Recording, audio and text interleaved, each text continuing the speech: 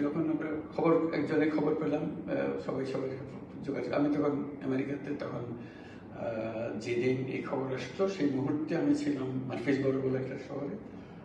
এখানে আমার বিশ্ববিদ্যালয়টা Tennessee State, Middle Tennessee State University. আর থাকি আমি নেক্সট বড় শহর, রাজধানী শহর, স্টেটের রাজধানী ন্যাশভিলে। তো ন্যাশভিলে হলে আমার বন্ধু বান্ধবরা যারা বাঙালি যারা আছে, তো এই খবরটা পেয়ে যে আমার একজনের মেসেজ পাঠালো যে এরকম বাংলাদেশ স্বাধীনতা ঘোষণা করছে।